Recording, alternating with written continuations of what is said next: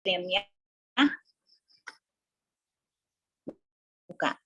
Sharing PPT-nya maksudnya.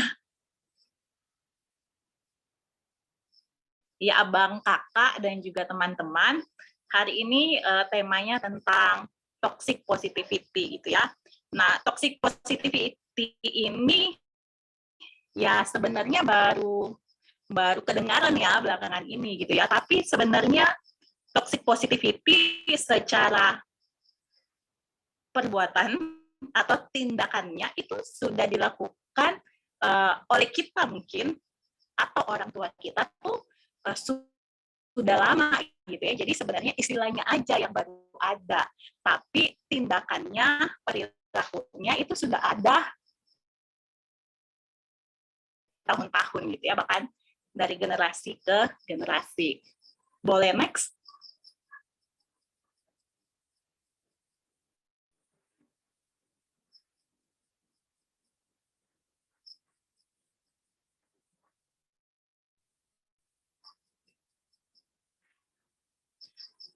Oke, toxic positivity sebenarnya adalah kondisi di mana seseorang menuntut dirinya, entah dirinya sendiri atau orang lain, untuk selalu berpikir dan bersikap positif serta menolak emosi negatif. Ya namanya juga toxic positivity ya, ada positivity-nya di situ. Jadi yang ditekankan adalah positivity, dan toxic itu kan sebenarnya biasanya dikaitin dengan racun gitu ya, racun yang positif gitu ya. Dan kalau secara emosi gitu ya, dia hanya menekankan emosi yang positif saja gitu. Jadi hanya kepada emosi-emosi yang positif gitu ya.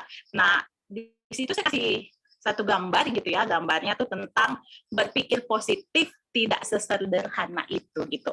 Kadang-kadang kita sering gitu ya untuk bilang stay positif, ayo yuk berpikir positif, padahal sebenarnya stay positif itu, berpikir positif itu nggak sesederhana itu gitu ya. Kalau kita baca di dalam gambar yang aku kasih gitu ya, dalam studi psychological science tahun 2009, anjuran untuk berpikir positif justru bakal memperburuk keadaan seseorang yang sudah mendirinya begitu rendah gitu ya. Jadi sebenarnya untuk orang-orang yang sudah menilai dirinya rendah, untuk kita bilang kamu itu positif, pasti dia akan bilang nggak mungkin. Dan bahkan ketika kita encourage untuk selalu mikirin yang positif, tanpa kita tahu sebenarnya masalahnya apa, itu malah akan menekan dia, dan malah akan dia akan merasa memang gue nggak bisa gitu ya, mengucapkan semua bakal baik-baik saja, atau tetap positif ke seseorang yang baru kena musibah tidak selalu membantu. Alih-alih bisa dinilai sebagai sikap meremehkan gitu ya. Jadi memang nggak mudah gitu berhadapan dengan orang yang punya emosi negatif, memang nggak mudah. Dan toxic positivity kan sebenarnya ada ketika orang tidak mau merasakan emosi negatif. Sebenarnya itulah dibalik toxic positivity, tidak mau merasakan emosi negatif, atau di sini dibilang menolak yang namanya emosi negatif. Boleh next?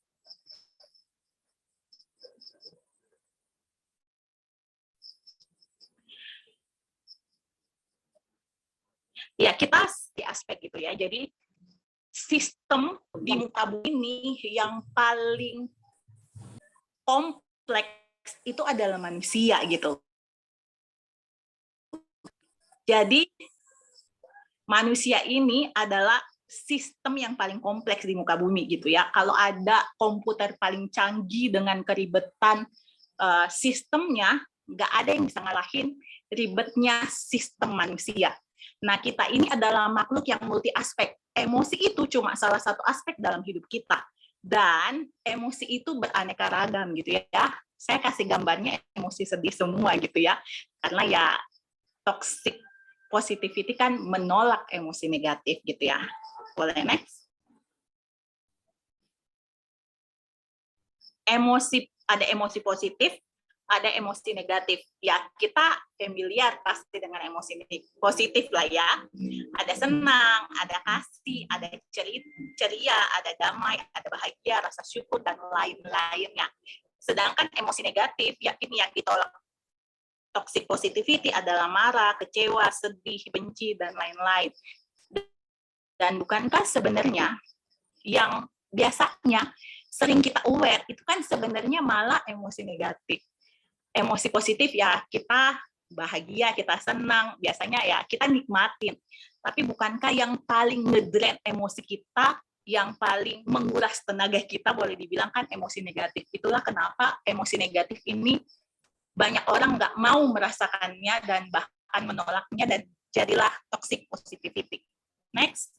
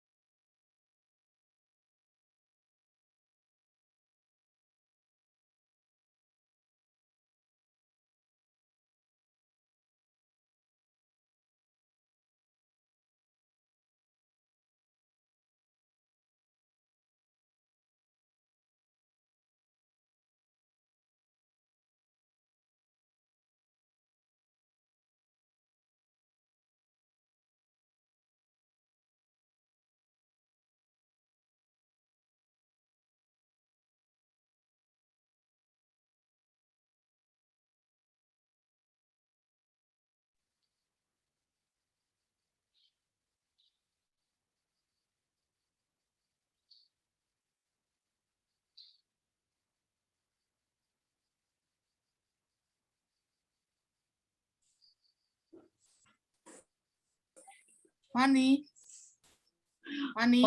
Oke, maaf jaringannya kayaknya nggak terlalu bagus gitu ya.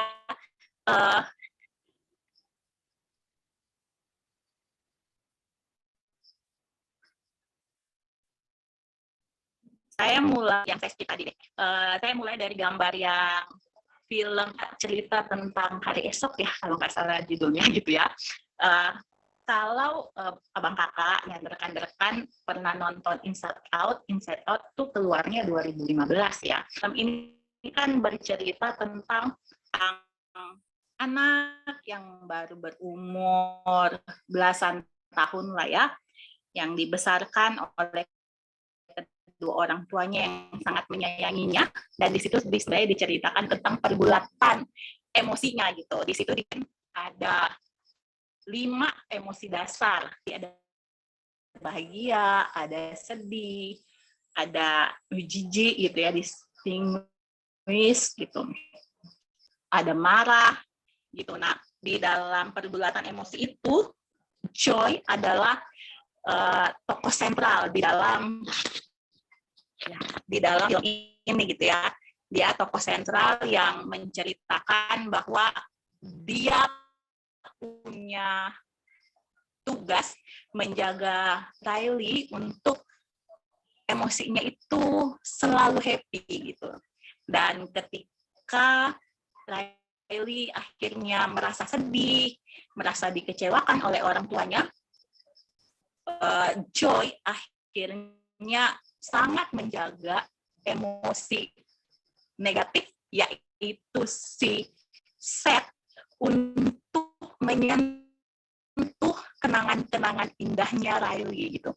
Dan itu tuh membuat Riley malah makin terpuruk karena dia merasa hidupnya tuh senang. Jadi ketika ada sesuatu yang tidak sesuai dengan keinginannya, dia jadinya terpuruk gitu.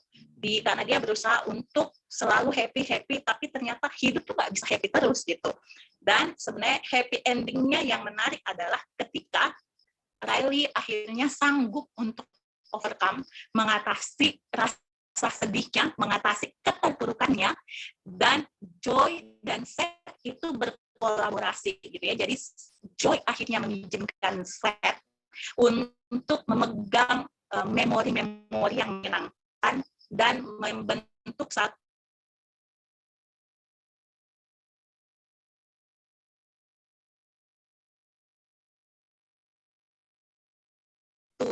memori yang gabungan antara sad dan joy gitu.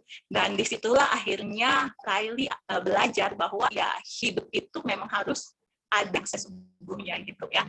Nah kalau di film nanti kita cerita tentang hari ini juga film belakang Indonesia banget gitu. Dan di film ini kan dicerita adalah ayah yang baik banget, suami yang baik banget, suami yang mungkin ideal gitu ya. Dan ketika istrinya melahirkan anak yang ketiga, ternyata anak yang ketiga ini kembar gitu ya, tapi satunya meninggal pas lahir dan jadinya dibesarkan ya cuma satu. Tapi papanya ini berusaha menyembunyikan itu agar anaknya itu dari yang anak pertama, kedua, dan bahkan kembarannya ini tidak merasa sedih, tidak merasa kecewa, dan tidak merasa hancur boleh dibilang. Jadi dia menyembunyikannya. Tetapi seiring waktu gitu ya, karena memang papanya ini juga adalah pribadi yang sangat menjaga anak-anaknya, agar anak-anaknya tuh tidak pernah merasa sedih, tidak pernah merasa kekurangan, tapi jadinya semua anak-anaknya tuh merasa terkekang gitu. Dan di ending akhirnya semuanya terungkap, semuanya terkuak gitu ya, ketika anak-anaknya itu frustasi dengan kehidupan mereka, frustasi karena mereka tuh nggak bisa all out emosinya. Mereka tuh merasa bahwa ya aku selalu dikekang dengan emosi ini. Dan itu yang akhirnya membuat papanya sadar bahwa ya mengizinkan anak-anaknya untuk merasakan emosi, untuk bisa keluar dari comfort zone penjagaannya dia tuh sangat menolong untuk anak-anaknya tuh bertumbuh dan menjadi pribadi yang utuh gitu. Jadi sebenarnya dua film ini tuh sangat menolong untuk mengcounter yang namanya toxic positivity gitu ya, karena dua film ini tuh cukup baik dalam menggambarkan kehidupan yang real gitu. Hidup itu yang nggak sepenuhnya bahagia, tapi juga ada banyak emosi di dalamnya, dan kita harusnya bisa merasakan itu dan nggak perlu takut untuk merasakan emosi-emosi yang seperti itu. Boleh next? Nah, seperti yang tadi aku jelasin, emotional validation atau validasi emosi. Boleh next? Oke. Yang tadi aku jelasin defense mechanism gitu ya. Defense mechanism itu adalah salah satu cara kita bertahan dalam menghadapi sesuatu yang tidak kita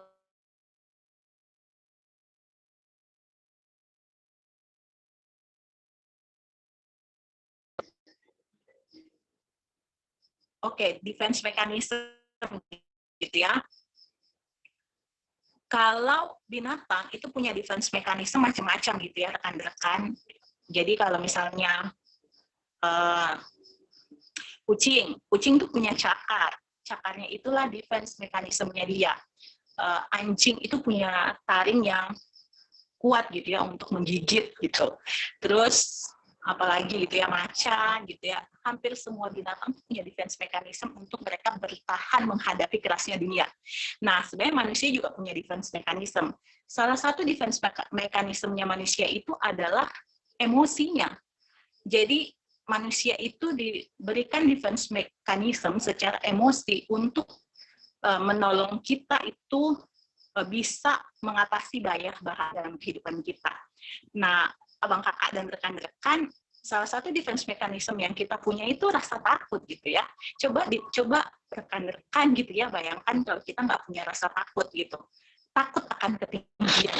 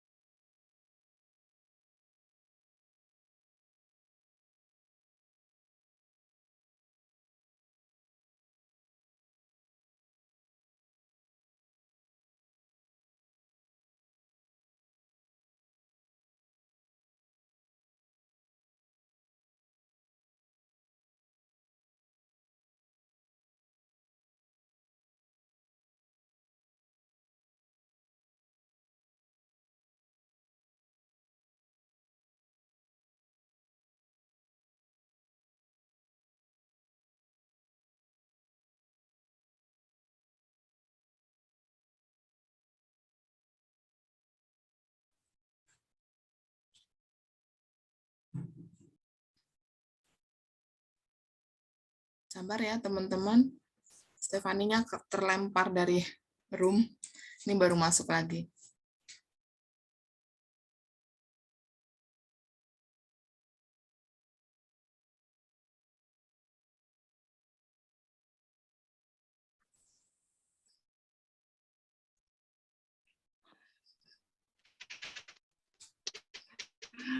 Silakan Fani.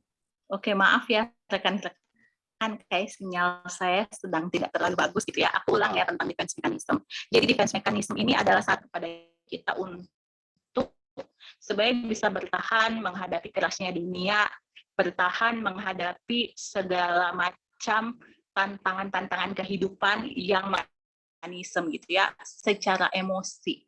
Nah, sebagai defense mechanism atau mekanisme pertahanan diri ini macamnya ada sangat banyak. Nah, salah satunya adalah toxic positivity sebenarnya. Jadi toxic positivity ini menurutku adalah salah satu defense mechanism yang ada, yang dibentuk oleh manusia untuk menolong manusia tuh bisa bertahan menjalani kerasnya kehidupan gitu ya.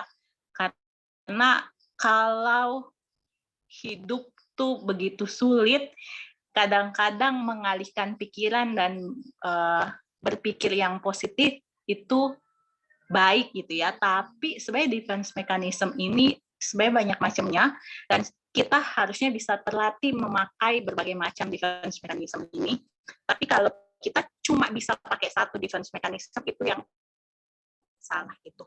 Nah, yang terjadi belakangan ini adalah ketika ya orang tuh cuma milih untuk pakai defense mechanism satu aja, yaitu tidak mau memikirkan emosi negatif dan cuma memikirkan emosi positif. Emosi negatifnya diapain? Sebenarnya banyak caranya, mungkin lebih kepada di repress. Repress itu salah satu defense mechanism. Di repress itu berarti ditekan dan nggak mau dibicarakan, nggak mau diungkapkan, dan nggak mau pokoknya nggak mau untuk diingat-ingat dan nggak mau disentuh, boleh dibilang seperti itu. Yaitu defense mechanism kita. Cuma ya seperti yang tadi aku bilang ya, sebenarnya defense mechanism banyak banget, ada cara yang lebih baik dari itu, dan kita terbiasa, budaya kita juga terbiasa melakukan ini. Boleh next?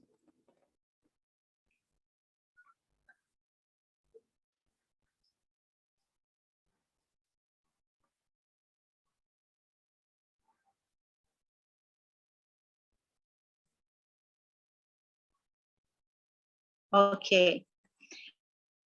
Nah, defense mechanism, terutama toxic positivity, ini sebenarnya dari ranah personal. Ya, setiap orang punya defense mechanism sebenarnya, dan menjadi budaya. Toxic positivity menjadi budaya yang disampaikan dari generasi ke generasi selama bertahun-tahun.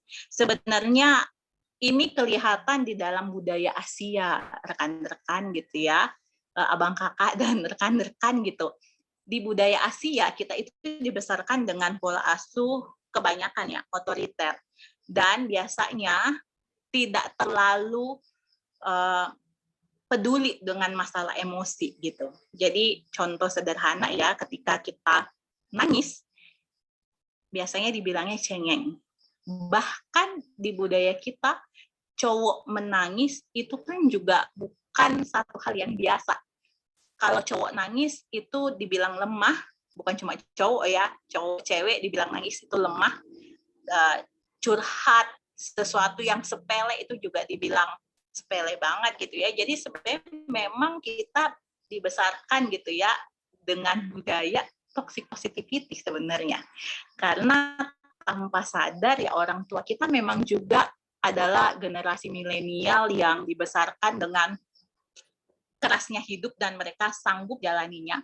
Yang kena dampaknya adalah generasi-generasi selanjutnya yang sebenarnya secara emosi itu nggak kuat.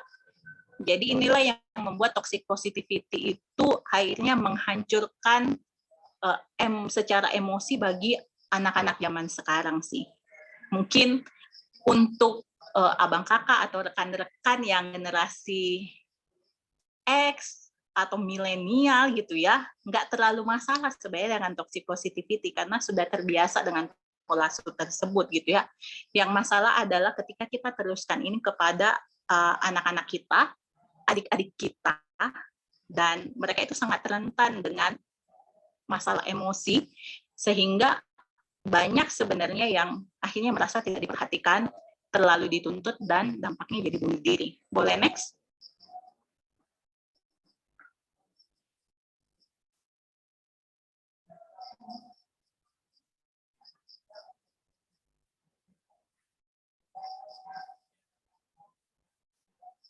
Nah, ini beberapa contoh toxic positivity. Yang pertama itu jangan menangis. Menangis tanda kelemahan. Bukankah ini sering kita dengar? Terus yang kedua adalah semua akan baik-baik saja. Ya benar sih. Sering banget ya kita dengar gitu ya. Terus yang kedua adalah semua ada hikmahnya gitu. Mungkin kalau secara rohani itu tenang aja. Semua tuh ada rencana Tuhan di baliknya. Itu benar banget sebenarnya. Tapi apakah waktunya tepat? Itu sebenarnya yang jadi permasalahan. Terus yang terakhir, contoh yang terakhir yang aku kasih gitu ya, beriman berarti selalu kuat dalam situasi apapun. Apakah benar demikian? Apakah mungkin kita juga punya pandangan seperti ini bahwa orang beriman itu adalah orang yang selalu kuat dalam situasi apapun? Ya, ini salah satu contoh toxic positivity yang ada di dalam kekristenan sebenarnya. Boleh next?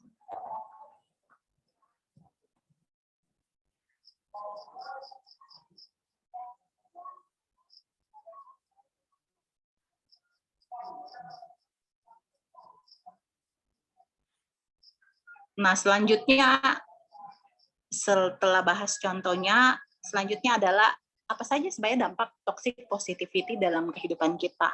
Yang pertama itu kita diskon emosi kita. Karena kita cuma mau merasakan emosi yang positif doang gitu ya. Jadi emosi negatif kita tidak mau merasakannya, sehingga kita ya nggak kaya di dalam pengetahuan akan emosi. Jadi kita juga nggak tahu ketika kita merasakan marah, kita tuh nggak bisa bedain. Ini tuh marah, kecewa, atau apa gitu ya. Mungkin kita cuma taunya marah doang, kecewa doang.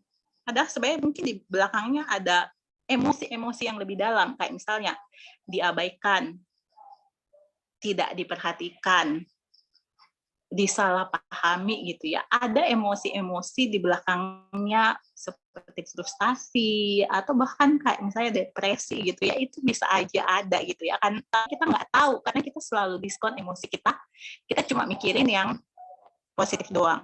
Yang kedua, kita merasa bersalah, terutama ketika kita merasakan emosi negatif gitu. Jadi ketika kita merasa marah, sedih, kita merasa bersalah. Kenapa aku harus merasakan ini? Padahal kan sebenarnya it's okay gitu ya, merasakan emosi-emosi yang negatif. Terus yang ketiga, penelitian tuh menemukan bahwa orang yang melakukan toxic positivity atau berada dalam budaya toxic positivity atau dibesarkan di dalam keluarga yang toxic positivity itu biasanya memiliki low self esteem.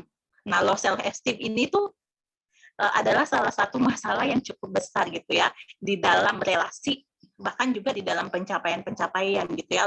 Low self esteem ini juga salah satu yang menjadi sumber dari berbagai masalah penyakit mental gitu ya. Itulah kenapa di bawahnya aku juga menuliskan bahwa dampak toxic positivity adalah menimbulkan berbagai masalah kesehatan mental gitu. Bisa depresi, bisa anxiety, dan eating disorder. Ada banyak masalah yang bisa ditimbulkan dari toxic positivity. Boleh next?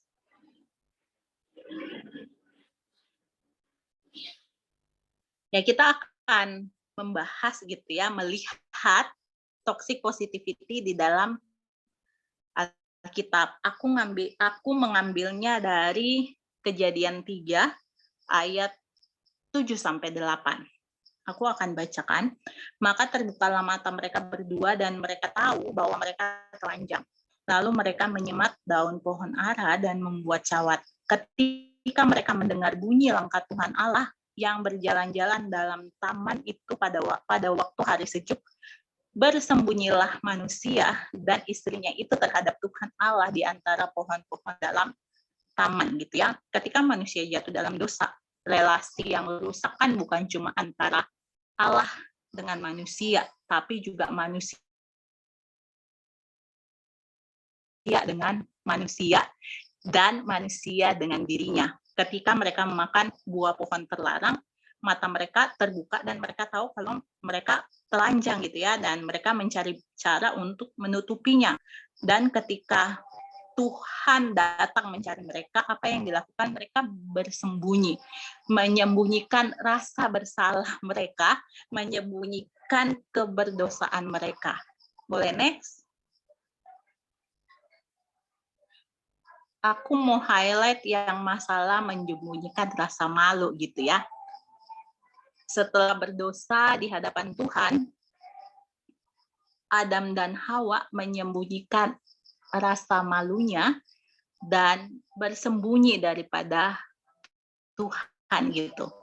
Mereka bukan tidak tahu bahwa mereka telah bersalah. Mereka malah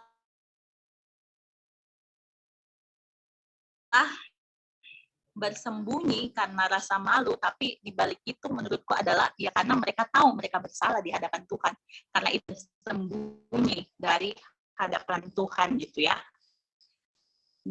Dan ya, natur manusia yang berdosa memang mengabaikan apa yang tidak menyenangkan. Itu natur manusia yang berdosa gitu ya. Menyembunyikannya dari Allah dan merasa bahwa semua baik-baik saja gitu. Jadi perasaan yang negatif, iya, itu memang sudah dari awal gitu ya. Siapa sih yang mau merasakan perasaan yang negatif? Enggak ada gitu ya. Kita sering melarikan daripada yang negatif-negatif, termasuk emosi negatif. Demikian juga ketika Adam dan Hawa gitu ya, manusia pertama yang jatuh dalam dosa, yang mereka lari dari tanggung jawab itu, lari dari emosi yang emang salah gitu. Mereka merasa malu, ya itu pertama kalinya memang disebut sebagai akibat daripada dosa gitu ya.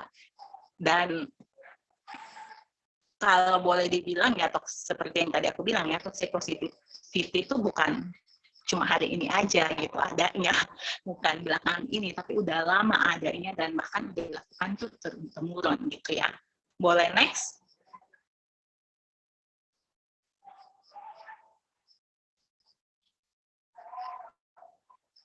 Ya, ketidakutuhan relasi antara diri dan juga terutama dengan Tuhan, itu yang juga sebenarnya dirusak oleh dosa.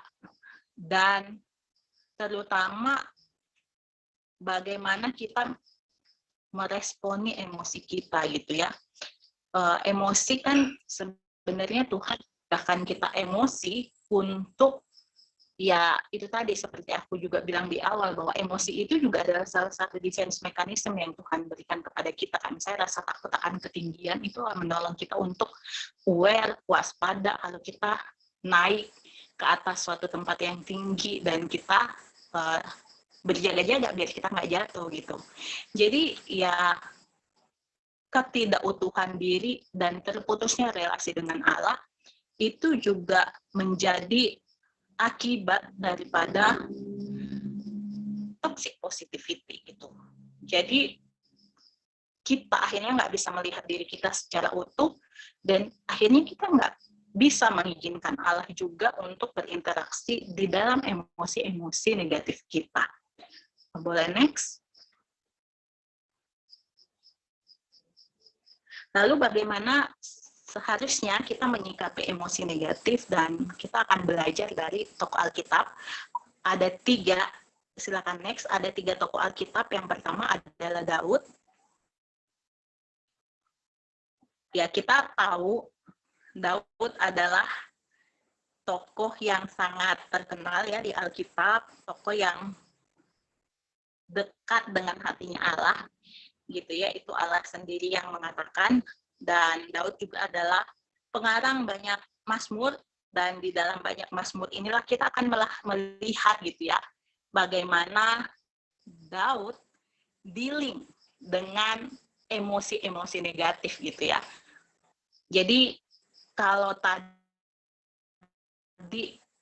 contoh toxic positivity yang dilakukan manusia pertama, nah ini aku coba lihat bagaimana sebenarnya para tokoh Alkitab dealing dengan emosi negatifnya gitu. Jadi bagaimana cara mereka untuk mengatasi toxic positivity gitu ya, karena kita sebagai orang Kristen sangat mudah terjebak dengan toxic positivity, dengan embel-embel rohani sebenarnya gitu ya. Tapi mari kita balik kembali ke Alkitab, apa yang Alkitab katakan tentang emosi gitu ya.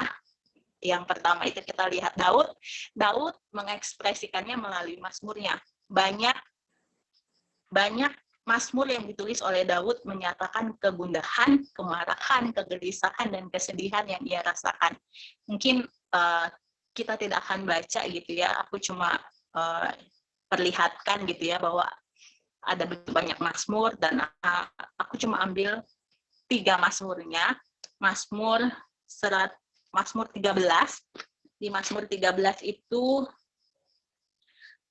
judulnya itu adalah doa kepercayaan. Kalau kita lihat di ayat 2-nya aja, itu dikatakan, berapa lama lagi Tuhan kau lupakan aku terus-menerus, berapa lama lagi kau sembunyikan wajahmu terhadap aku, berapa lama lagi aku harus menaruh kekhawatiran dalam diriku dan bersedih hati sepanjang hari, berapa lama lagi musuhku meninggikan diri atasku gitu ya. Kalau kita lihat gitu ya, Daud sangat jujur dengan emosinya. Dia khawatir, dia bersedih hati, dan di sini bahkan dia menyatakan bahwa dia bersedih hatinya itu lama gitu. Enggak yang sedih terus selesai gitu ya, tapi lama gitu ya. Kalau kita baca juga di Mazmurnya yang ke-22 gitu ya, ini juga yang sering diambil dan ada di dalam 7 perkataan Yesus di kayu salib.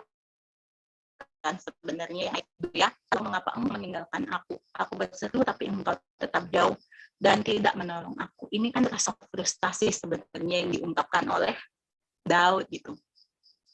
Dan lalu Mazmur Daud yang cukup terkenal, Mazmur 51 gitu ya.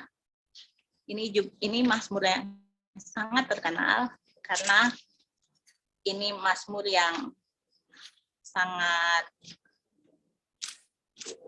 sedih sebenarnya gitu. Mazmur 51, pengakuan dosa untuk pemimpin biduan, mazmur dari Daud ketika Nabi Nathan datang kepadanya setelah ia menghampiri Batsheba gitu. Ya kasihanilah aku ya Allah, menurut kasih setiamu, hapuskanlah pelanggaranku menurut rahmatmu yang besar. Bersihkanlah aku seluruhnya dari kesalahanku, tahirkanlah aku dari dosaku gitu ya. Kalau kita lihat nuansa Mazmur 21 ini kan pengakuan dosa dan nuansanya tuh benar-benar kesedihan gitu. Jadi kalau kita belajar dari tokoh Daud, kita akan melihat bagaimana Daud yang sangat jujur dengan emosinya dan dia berani mengungkapkannya melalui mazmur-mazmurnya, dan itu juga menjadi firman Tuhan yang kita dapat gitu ya sampai sekarang. Selanjutnya adalah Paulus, ya tokoh perjanjian lama yang terkenal sangat gagah, perkasa, strength gitu ya, dan mungkin contoh dari orang yang nggak pernah mungkin ngerasain emosi negatif, tapi ya nggak ditulis aja gitu ya. Dan sebenarnya kalau kita baca setidaknya di dalam 2 Korintus 12 ayat 1-10, kita akan melihat gitu ya bagaimana Paulus itu sangat jujur akan kelemahannya yang ia miliki, dan ia belajar gitu ya untuk menyerahkan segala kekhawatiran kepada Tuhan. Di 2 Korintus 12 itu kan mengenai Paulus yang mendapat penglihatan dan kemudian Tuhan berikan dia duri dalam daging gitu ya, yang kalau dia bilang adalah iblis yang menggoco, dan sebenarnya kalau kita baca nadanya itu juga nada frustasi, tapi di dalam nada frustasi itu dia sanggup melihat Tuhan, dia sanggup melihat bahwa di dalam kasih karunia Tuhanlah dia mendapatkan kekuatan gitu ya. Coba 2 Korintus 12 ayatnya yang ke-9. Tetapi jawab Tuhan kepadaku, cukuplah kasih karuniaku bagimu, sebab justru dalam kelemahanlah kuasaku menjadi sempurna. Sebab itu terlebih suka aku berbangga atas kelemahanku, supaya kuasa Kristus turun menaungi aku gitu ya. Jadi Paulus pribadi yang sangat strong, pribadi yang mungkin kita melihatnya sebagai orang yang mungkin secara emosi itu adanya emosi positif terus ya, tapi kalau kita lebih dalam lagi baca surat-suratnya dia, emosi Paulus itu range-nya sangat lebar gitu ya. Dia bisa sangat bahagia di satu sisi ketika dia tulis surat-surat pengembalaan, tulis tentang berita Injil yang menguatkan hidupnya, tapi di satu sisi kita juga bisa melihat bagaimana dia sangat sedih, bagaimana dia sangat frustasi dengan pemberita Injil palsu, bagaimana dia sedih ketika Petrus yang harusnya menjadi rekan sekerja malah menjadi batu sandungan gitu ya, atau melihat orang-orang yang dia layani, yang dia gembalakan ternyata berbalik kepada dunia. Dan kalau kita lihat di sini tuh ini yang benar-benar personal ya, bagaimana Tuhan mengizinkan tuh kelemahan tetap ada di dalam dirinya, dan dia bergumul, sangat bergumul akan itu, dan dia jujur, tapi setelah dia bergumul, dia akhirnya berserah kepada Tuhan gitu ya. Jadi Paulus merasakan emosi-emosi negatif, dan dia belajar berserah, menyerahkannya semua kepada Tuhan gitu. Next, yang terakhir ya, Sang Guru Agung kita, Tuhan Yesus gitu ya. Ya kalau Tuhan Yesus aja sang pribadi manusia seutuhnya, pribadi 100% sanggup gitu ya merasakan emosi-emosi negatif, mengapa kita para pengikutnya tidak mau merasakan itu gitu ya. Seharusnya kan kita meneladani Tuhan Yesus gitu, dan kalau kita belajar dari Tuhan Yesus, kita akan bisa melihat bahwa kemanusiaannya Yesus itu sangat jujur dalam mengekspresikan emosinya. Gitu. Yang pertama kita bisa lihat Yesus itu pemarah. Dia marah kepada penyalah. Itu bisa kita lihat di Lukas 19 ayat 45 sampai 48. Selain marah, dia juga menangis di dalam pemakamannya Lazarus. Kita bisa lihat dalam Yohanes 11 ayat 35, dan Yesus juga takut. Ini semua emosi negatif ya. Yesus takut yang sangat, takutnya tuh yang sangat gitu ya, bukan takut yang biasa aja, tapi yang sangat ketika di Taman Getsemani. Kita bisa lihat Lukas 22 ayat 44 gitu ya, itu kalimatnya tuh benar-benar takut yang sangat gitu ya. Tuhan Yesus yang manusia 100% sekaligus teladan kita juga merasakan semua emosi ini, marah, menangis, sedih gitu ya, dan takut gitu. Jadi para tokoh Alkitab juga merasakan emosi-emosi ini, dan kalau kita melihat teladannya, kalau kita melihat teladannya Daud, kita melihat bahwa ketika merasakan emosi-emosinya ya dia jujur mengatakannya kepada Tuhan. Demikian juga dengan Paulus dan juga Tuhan Yesus. Dan ketika merasakan emosi-emosi itu, datangnya kepada Tuhan gitu ya, dan menyerahkannya kepada Tuhan gitu. Jadi bukannya tidak dirasakan, bukannya direpress, tapi lebih kepada dibicarakan kepada Tuhan. Next. Nah, apa yang dapat kita lakukan untuk mengatasi toxic positivity gitu ya. Dari yang tokoh-tokoh Alkitab itu aku coba simpulkan gitu ya, ada 4 hal gitu. Yang pertama, izinkan emosi-emosi negatif itu muncul ke permukaan gitu. Jangan di-repress, jangan dipendam. Biasanya para wanita, para kakak-kakak gitu ya, rekan-rekan yang wanita itu lebih mampu untuk hal ini gitu ya. Tapi para abang-abang gitu ya, rekan-rekan yang pria tuh sulit untuk mengekspresikan emosi gitu ya, terutama mungkin emosi negatif gitu, karena memang tidak terbiasa kan secara budaya kita. But it's okay gitu, karena setiap orang tuh punya cara untuk mengekspresikan. Tapi saranku sih yang pertama adalah ya izinkan aja untuk dirasakan emosi negatif itu. Jadi kalau marah ya it's okay marah. Mungkin buat abang-abang, rekan-rekan pria marah mungkin nggak akan cerita-cerita pada rekan-rekannya gitu ya. Kalau wanita kan kakak-kakak gitu ya bisa cerita, hari ini aku marah gitu ya, kepada suami, kepada anak, kepada teman di kantor, itu bisa. Tapi kalau yang pria gitu ya, itu sulit kan biasanya gitu. Tapi coba aja untuk izinkan dia keluar, izinkan dia dirasakan gitu. Terus yang kedua, kenali. Jadi kenali emosi apa sih sebenarnya yang ada. Apakah marah? Apakah khawatir? Apakah emosi yang negatif seperti terabaikan atau ditolak gitu ya. Jadi coba kenali emosi-emosi negatif itu gitu. Jadi coba kenali apa yang sebenarnya saya rasakan.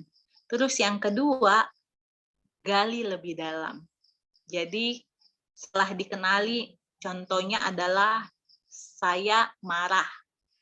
Nah, selanjutnya kita gali lebih dalam gitu ya. Marahnya tuh kenapa? Apakah marah itu emosi yang sebenarnya? Atau sebenarnya di balik marah itu ada emosi yang lebih dalam, seperti ada perasaan tertolak gitu. Jadi boleh digali lebih dalam gitu ya, apa sebenarnya di balik emosi-emosi negatif itu. Apakah perasaan dikecewakan, perasaan diabaikan, perasaan ditolak gitu ya. Jadi perasaan negatif, ada perasaan primernya, tapi juga ada sekundernya. Sekundernya itulah yang kadang-kadang lebih muncul di permukaan. Yang primer ini tuh yang kadang-kadang kita perlu gali dengan lebih dalam gitu. Nah, selanjutnya kalau kita ready, kalau udah siap, kita bisa mengutarakannya kepada rekan-rekan kita ya. Kita bisa utarakan kepada rekan-rekan kita bisa menyampaikan apa yang kita rasakan, apa yang kita alami akan hal itu gitu. Nah, boleh next. Aku mau kasih satu hal, setelah ini aku mau kasih satu hal yang bisa kita praktekkan pada anak-anak kita, kepada istri kita, pada suami kita, kepada rekan kerja, kepada adik-adik pelayanan. Ini adalah counter attack-nya toxic positivity gitu ya, yaitu emotional validation. Emotional validation itu adalah menerima dan memahami emosi orang lain tanpa asumsi. Untuk yang sudah punya anak gitu ya, emotional validation ini sangat penting gitu, karena ini akan menolong agar anak-anak kita tuh tidak terjebak pada toxic positivity yang dilakukan turun-temurun gitu. Jadi kalau dalam budaya Asia, kita biasanya kalau anak kita kepentok gitu ya, atau jatuh, biasanya mungkin nggak apa-apa kok, kuat, jangan nangis. Apalagi kalau cowok gitu ya. Sebenarnya kalau di barat kan nggak seperti itu ya, kalau bule gitu ya, biasanya lebih caring gitu orang tuanya, lebih kayak, kamu kenapa, apa yang kamu rasakan, sakit ya gitu. Nah, emotional validation ini lebih kepada, ya kalau dia jatuh, kalau dia menangis, kita tanya gitu ya, kenapa menangis, apa yang dia rasakan, kenapa dia merasa seperti itu.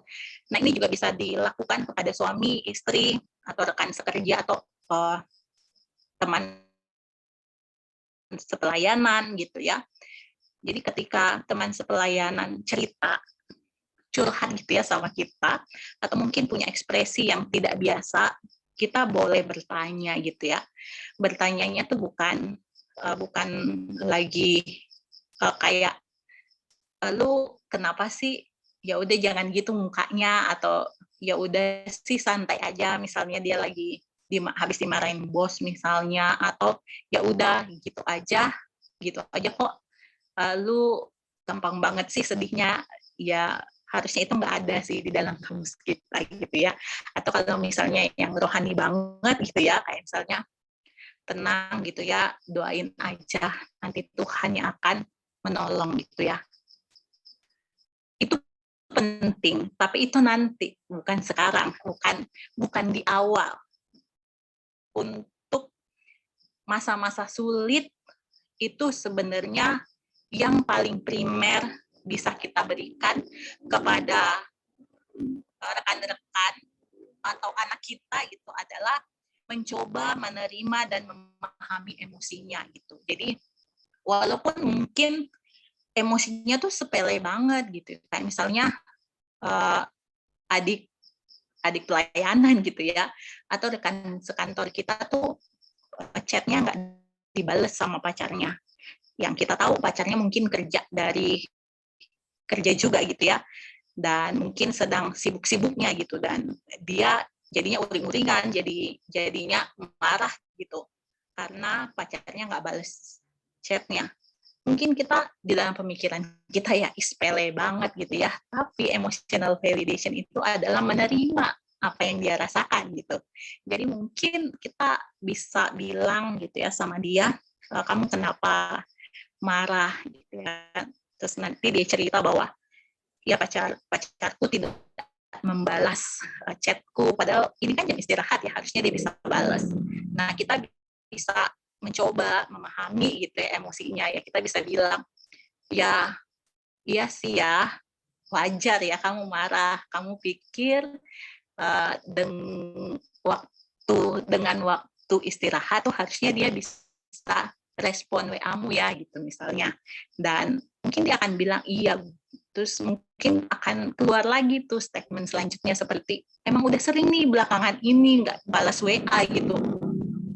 Nah, kita kan supaya bisa makin dalam gitu ya ke emosinya, jadi kita bisa makin tahu apa yang terjadi sebenarnya di balik itu gitu ya. Jadi mungkin komunikasi mereka emang lagi nggak baik-baik belakangan ini gitu ya, kita bisa makin dalam tuh ke dalam relasi mereka gitu, kayak misalnya gitu ya, jadi emang udah sering gitu, bukan saat ini saja ya. Dan kita bisa kasih kata emotional validation-nya seperti, ya memang ya kalau WA kita atau chat kita nggak dibales selama beberapa waktu dan berkali-kali, itu membuat kita merasa, kita bisa kasih kayak misalnya merasa ditolak, atau mungkin merasa tidak dihargai, atau mungkin merasa bahwa hanya kita yang memperjuangkan hubungan ini gitu ya.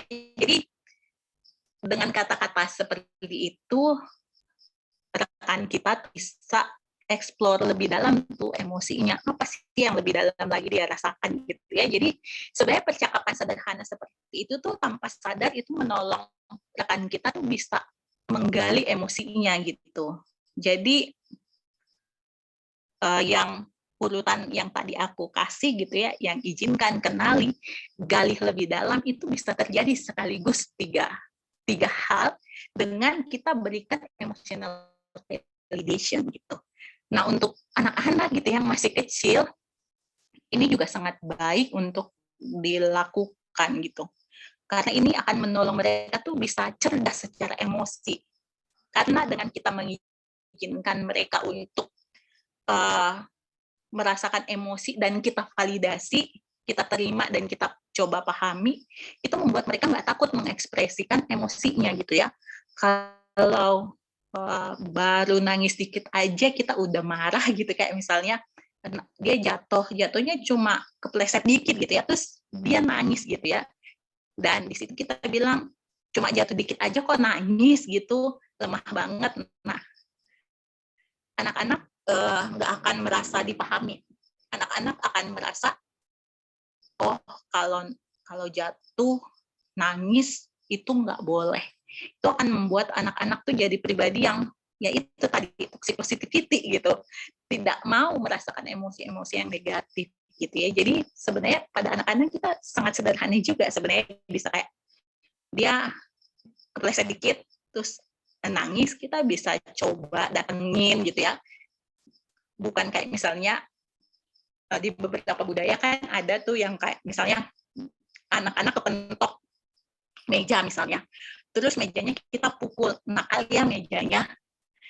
Menurutku itu juga bukan hal yang baik sih. Menurutku yang baik adalah ketika dia kepentok terus dia nangis, yang baik adalah kita coba datangi, kita peluk, terus kita tanya, kamu nangis kenapa? Kita tahu sih, kita lihat dia habis kepentok kenapa nangis. Nanti dia akan ceritakan, ini kepentok misalnya, atau ini kena meja gitu ya. Nah, dari situ kita bisa tolong dia untuk melihat bahwa iya, kamu kepentok meja. Kenapa kepentok meja misalnya? Ya karena main-main terus nggak lihat gitu. Nah, kita bisa ajarin, oke, memang nggak enak ya kepentok meja misalnya, sakit ya gitu, kita bisa bilang itu kepada dia gitu, dan kita juga akhirnya kan bisa nolong dia. Berarti misalnya Dede gitu ya, kalau main-main jangan dekat-dekat ujung meja, karena nanti kalau dekat ujung meja kepentok sakit gitu ya. Jadi ketika kita validasi emosinya, kepentok meja walaupun mungkin dikit doang menurut kita, tapi menurut dia itu sakit, dan kita validasi bilang bahwa iya ya sakit kepentok meja. Nah, kita akhirnya bisa nolong dia untuk melihat bahwa main-main dekat ujung meja tuh emang nggak bagus karena ada dampaknya gitu. Jadi yang pertama adalah validasi dulu emosinya.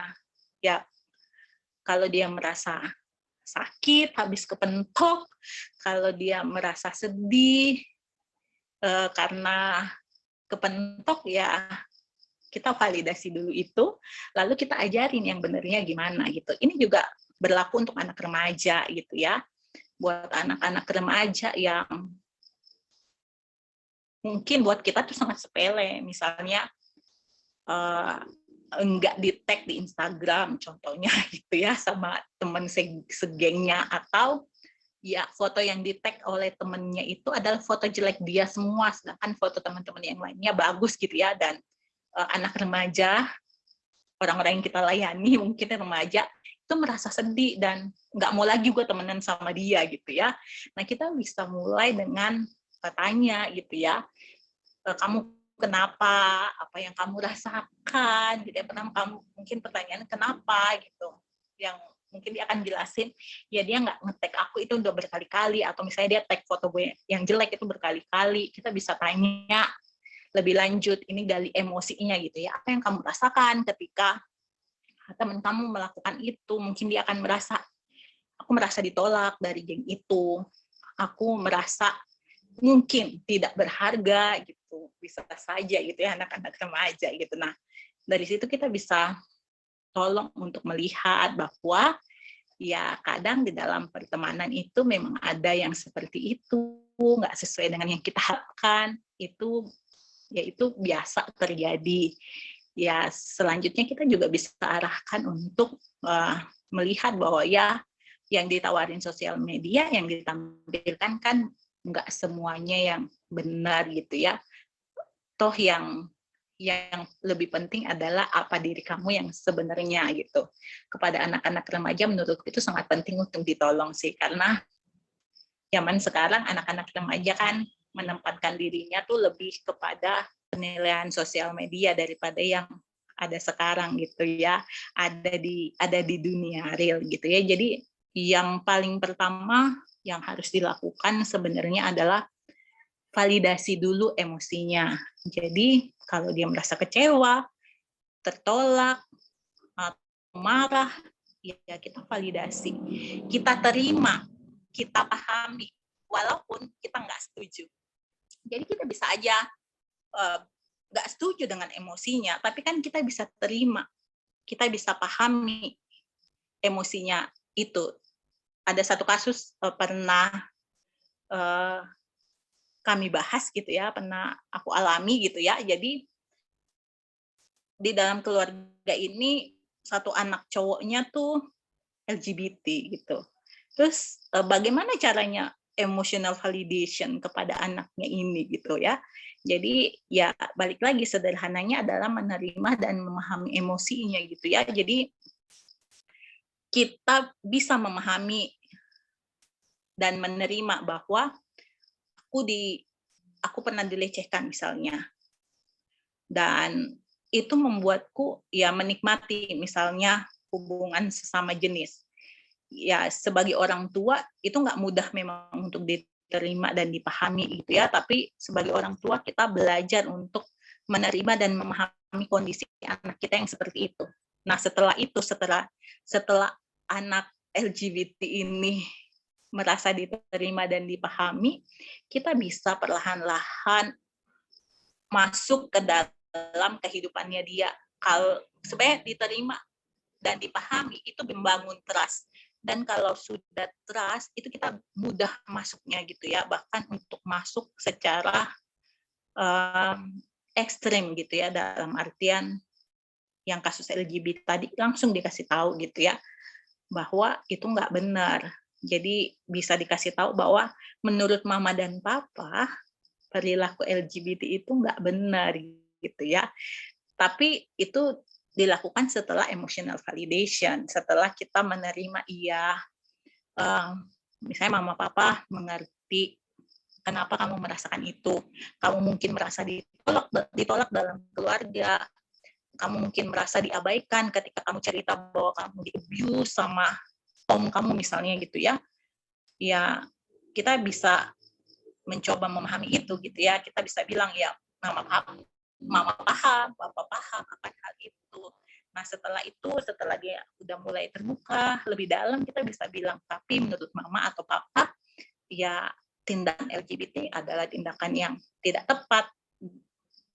Meresponi hal itu kamu bisa meresponinya harusnya dengan cara yang lain gitu ya. Jadi emotional validation itu menurutku ya salah satu cara yang terbaik untuk bisa masuk lebih dalam kehidupan seseorang. Ini bukan cuma mengatasi toxic positivity ya, tapi untuk masuk lebih dalam kehidupan seseorang, untuk membuat orang tuh trust kepada kita, untuk membuat orang-orang terdekat juga melihat kita sebagai pribadi yang dapat dipercaya, yang juga menerima mereka tuh apa adanya. Gitu. Jadi emotional validation di dalam ranah toxic positivity adalah memvalidasi semua emosi yang kita punyai. Kita mencoba menerima dan memahami emosi kita gitu ya. Dan ketika berhadapan dengan orang lain ya kita coba pahami, kita terima emosi orang lain tanpa asumsi gitu ya. Jangan udah asumsi dulu, dia pasti marah karena begini. Jangan asumsi dulu, tapi ya coba aja dulu dengar apa yang dia rasakan, kenapa dia merasa seperti itu gitu. Jadi Usahakan ketika menjadi pendengar yang baik, kita meninggalkan asumsi terlebih dahulu. Boleh next? Nah, ini cara yang coba aku pikirkan komunitas kita, umat Kristen, murid Kristus seharusnya menjadi komunitas yang seperti apa? Ya komunitas yang empathic listening, accepting, dan encouraging. Empathic listening ini adalah mendengarkan dengan empati gitu ya. Dietrich Bonhoeffer dalam bukunya Hidup Bersama itu menuliskan bahwa orang Kristen itu terbiasa berkhotbah, terbiasanya ngomong gitu ya. Jadi jarang banget bisa menemukan orang Kristen yang mau mendengarkan, yang mau memberikan telinganya mendengarkan kisah hidup orang lain. Kita lebih sering kalau misalnya teman kita curhat gitu ya, misalnya ibu bete banget deh sama si A gitu, dia ambil kerjaanku gitu. Terus dia bilang sama bos bahwa dia semua yang kerjain, padahal ada aku juga tuh yang kerjain, bahkan mungkin 60% aku yang kerjain gitu ya. Ketika kita dengar curhat teman kita seperti itu, orang Kristen tuh cenderungnya lebih kepada ya udah sabar aja misalnya. Nanti Tuhan yang akan balas, ya udah sabar aja, lu doain aja biar orang itu suatu saat tobat misalnya begitu ya. Atau kalau lebih smooth lagi, ya udah tenang dulu, doain dulu, nanti kalau ada waktu lu ngomong sama bos lu gitu. Nah, kita tuh punya kecenderungan tuh menasehati. Padahal sebenarnya yang pertama harus kita lakukan tuh empathic listening, dengarkan dulu gitu ya. Nah, bahasa Inggris itu sangat menarik ya, karena di dalam bahasa Inggris ada hear, ada listening. Hear itu kan mendengar juga kan, tapi yang aku mau bahas adalah listening. Listening itu mendengarkan dengan seksama, ditambah lagi empathetic, jadi mendengarkan tuh dengan empati gitu ya. Ada simpati, ada empati, ada apatis gitu. Kalau simpati tuh kita mengambil alih hidupnya. Kalau empati itu lebih kepada kita mau merasakan apa yang dia rasakan. Jadi empati itu sederhananya adalah mencoba memakai sepatunya dia. Bagaimana dia berjalan, bagaimana dia rasakan ketika dia pakai itu nyaman atau enggak. Tapi kita bukan dia. Jadi ya kita mencoba empati, mencoba merasakan, bukan menggantikan dia atau itu simpati atau menjadi apatis, tapi empati, mencoba untuk memahami apa yang dia rasakan. Itu empathic listening. Jadi sebenarnya empathic listening itu ya mirip banget dengan emotional validation gitu. Terus yang kedua, accepting. Accepting ini yang mirip lagi emotional validation. Accepting ini menerima apa yang dia rasakan, dia pikirkan gitu ya, tanpa menjudge, tanpa mengatakan bahwa salah tuh pemikiran lu, salah tuh perasaanmu gitu ya. Enggak gitu ya. Accepting itu menerima berarti setuju ya. Lagi-lagi gitu. Dan yang terakhir encouraging gitu. Jadi setelah kita dengar, kita terima, dan kita udah sampai kepada oh aku tahu nih masalahnya kayaknya ini, kita bisa mulai pelan-pelan encouraging untuk apa yang harusnya kamu lakukan. Next.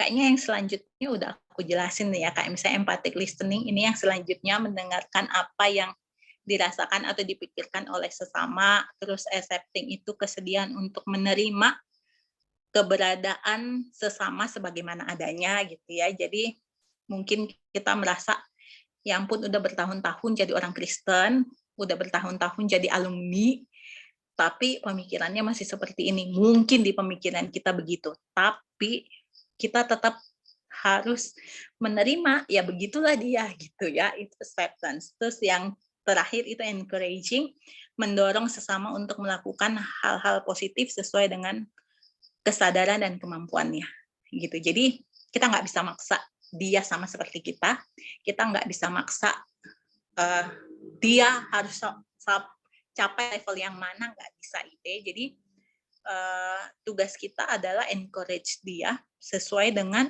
level dia di mana nih sekarang. Nah, kita bisa tahu level dia di mana kalau kita empathic listening sama accepting gitu.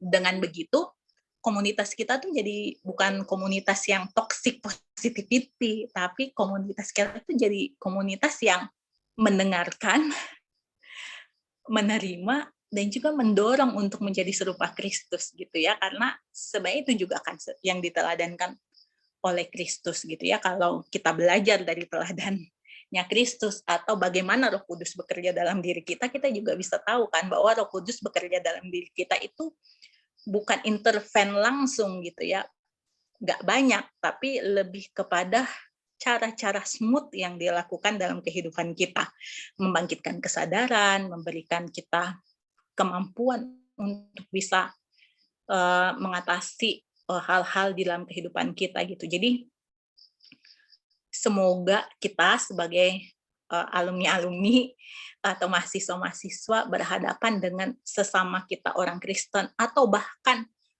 orang-orang dalam tempat kerja kita tuh menjadi pribadi-pribadi yang nggak toxic positivity, tapi pribadi-pribadi yang bisa emotional validation gitu ya, yang memvalidasi emosi apapun yang dirasakan gitu, walaupun ya itu emosinya jahat ya. Emotional validation itu menerima emosi, menerima bukan berarti setuju dengan emosi itu gitu ya. Jadi setelah diterima, dia trust, di situ kita bisa masuk dan menyatakan kebenaran gitu. Jadi ketika dia sudah mampu melihat bahwa oh iya ya, emosiku yang ini tuh harusnya nggak seperti ini gitu ya, kita bisa encouraging di situ. Berarti harusnya diganti ya, emosinya jangan seperti ini, harusnya perlahan-perlahan tuh emosi yang ini coba dinetralisir misalnya dengan cara-cara baca firman misalnya, doa misalnya, atau melakukan kebaikan gitu ya. Jadi menjadi komunitas yang emotional validation dan kemudian encouraging untuk melakukan apa yang seharusnya dilakukan gitu ya, sesuai dengan firman Tuhan. Begitu gitu. Jadi encouraging itu poinnya adalah keep going gitu ya. Jadi ini sudah pada tahap emotional validation-nya sudah dilakukan, sekarang tahapnya untuk keep going, overcome emosi-emosi negatif yang nggak sesuai dengan firman Tuhan. Begitu. Next, sepertinya sudah selesai. Apakah ada tanya jawab atau hal yang lain? Atau saya langsung tutup dalam doa? Teman-teman, silahkan yang mau bertanya, kita kasih waktu untuk 3 penanya. Boleh open mic, boleh juga tulis di kolom chat untuk pertanyaannya.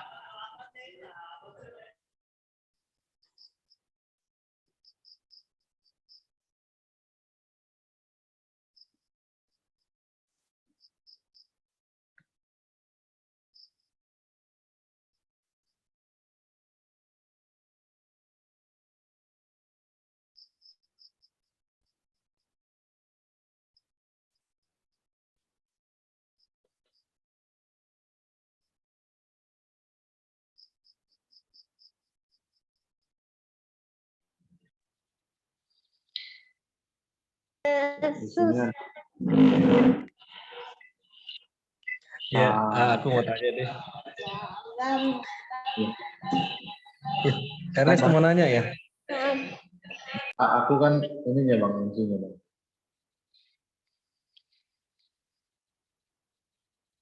Lanjut, Nes, lanjut. Enggak Bang, Abang aja. Abang duluan Bang.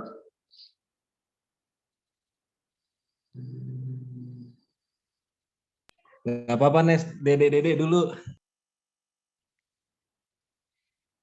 Enggak, aku tadi itu untuk silakan abang gitu loh nanya. Ya.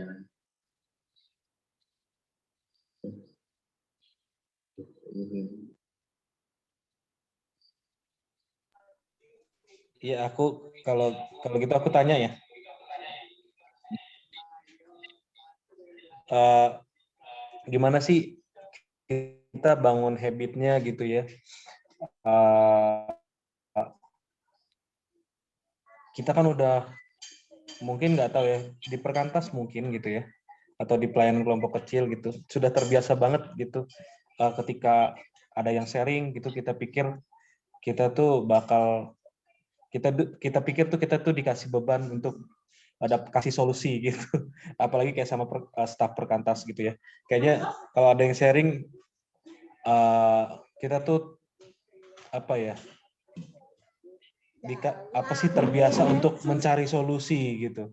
Nah, gimana ya bangun habitnya gitu supaya tadi itu empati itu semua terbangun gitu tanpa kita tuh stres akan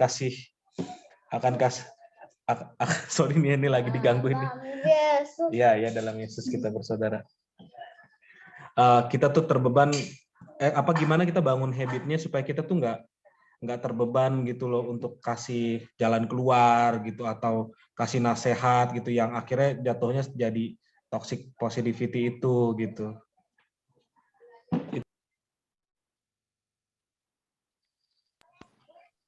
Oke, aku langsung jawab aja kali ya.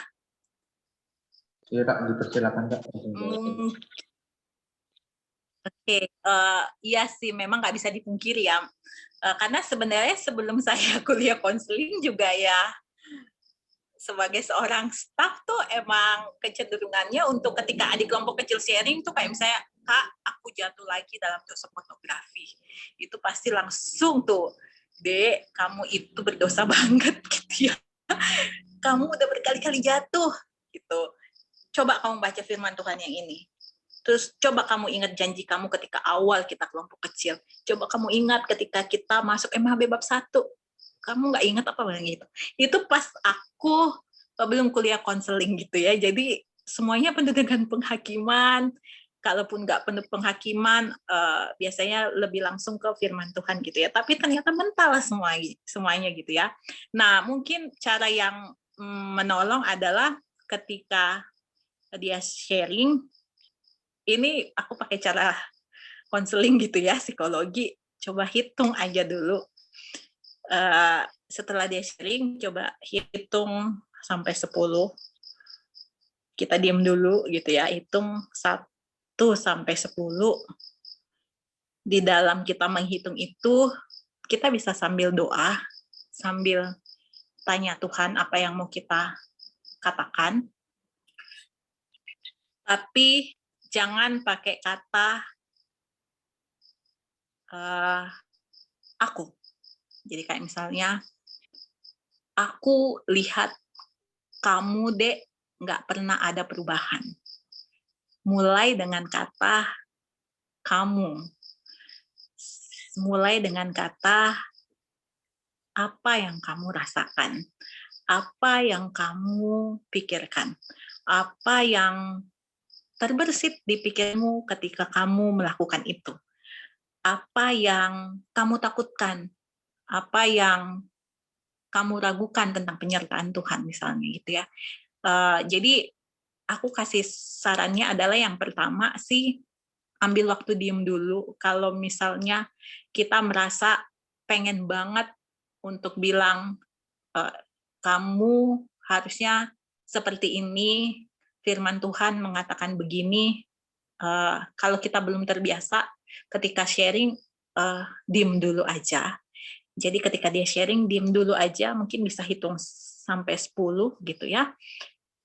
Setelah itu, kalau kita mau berkata-kata, mulai dengan kata kamu. Jadi objeknya adalah dia, dan saya coba tanyakan apa yang dia rasakan, apa yang dipikirkan.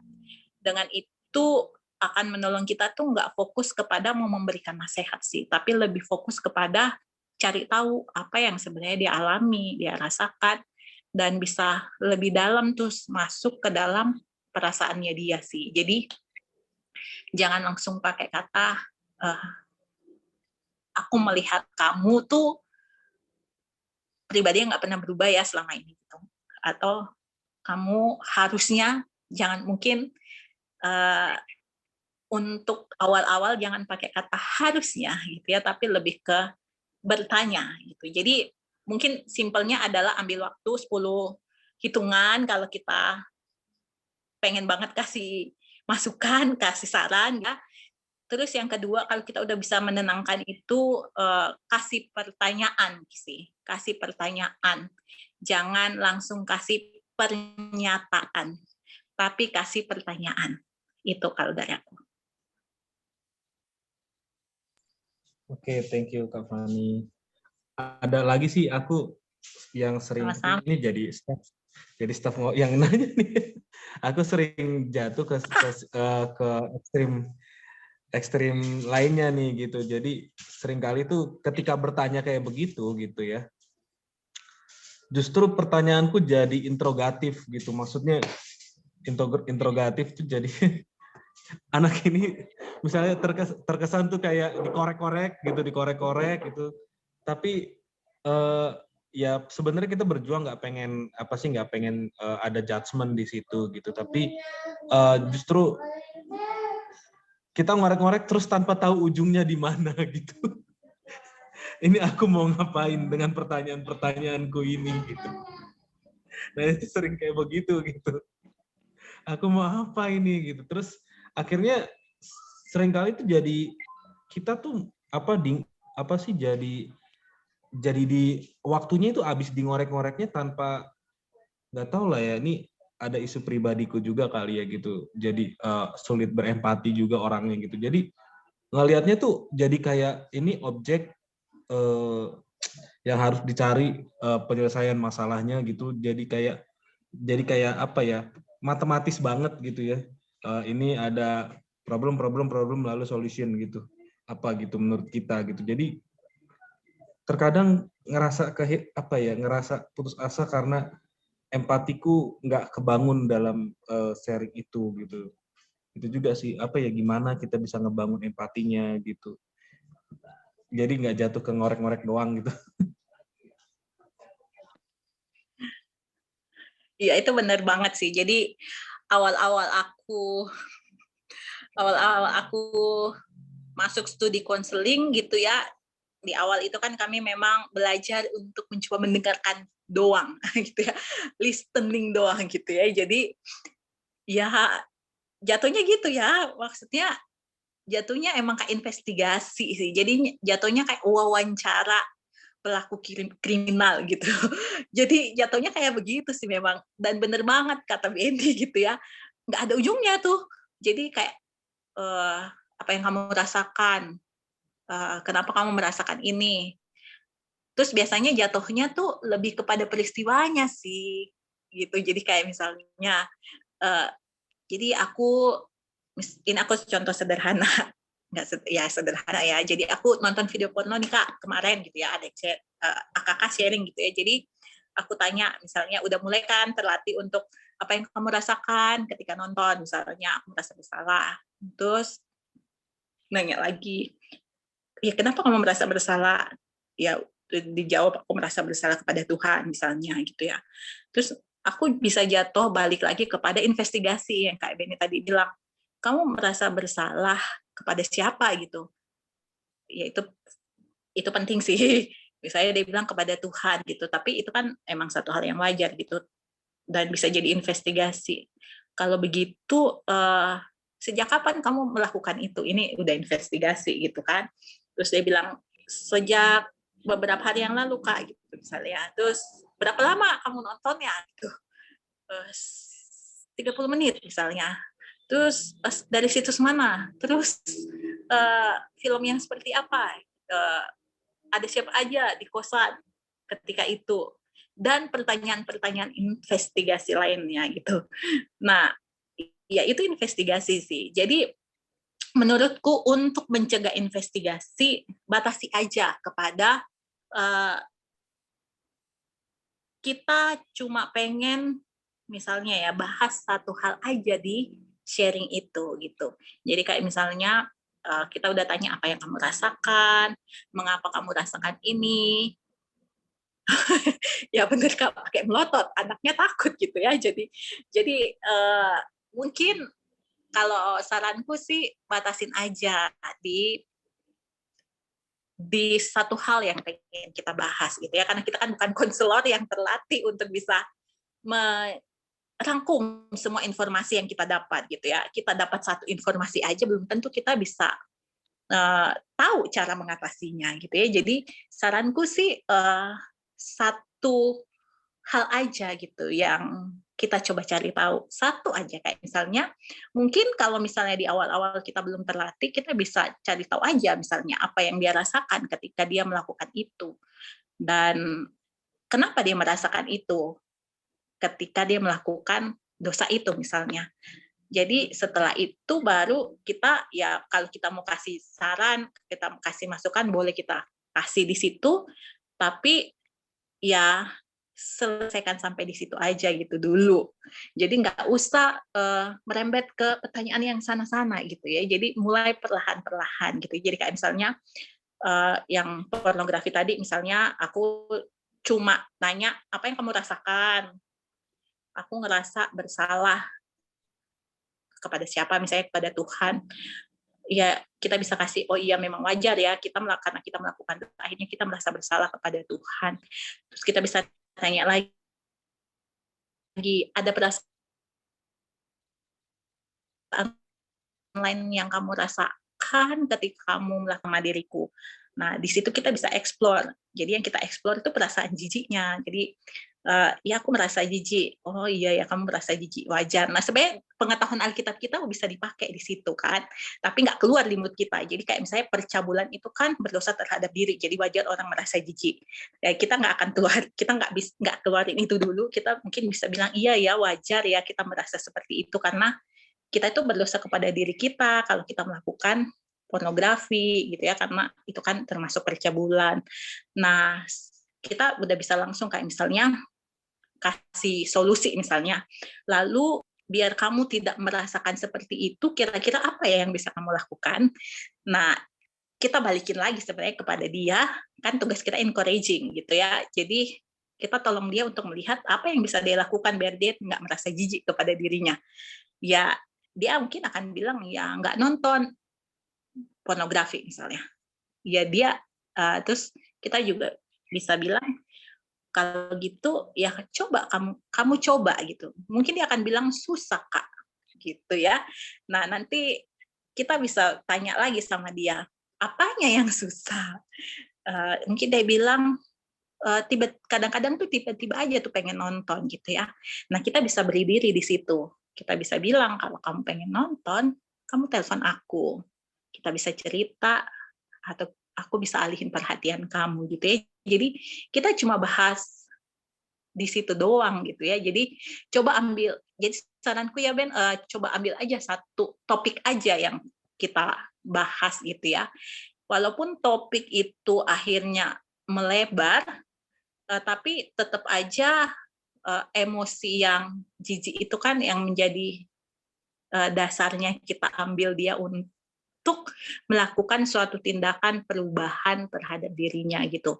Dan ya kita bisa memberikan diri itu bukan untuk mengambil alih tanggung jawabnya, tapi ya yang kayak tadi ya, menjadi teman untuk berjalan bersama gitu. Itu sih Ben, jadi nggak usah investigatif, coba ambil aja satu masalah yang pengen kita tanda kutip beresin di dalam satu wawancara itu gitu. Jadi nggak usah melebar kemana-mana, walaupun kita pengen banget gitu ya melebar kemana-mana, pengen tahu semuanya sekaligus, tapi ya kita kan sebenarnya nggak mampu juga untuk langsung atasin sekaligus ya. Walaupun kita dapat informasi yang makin banyak, kalau kita nggak punya skill yang mumpuni itu informasinya juga kebuang sia-sia. Jadi menurutku ya ambil aja satu topik yang pengen diselesaikan.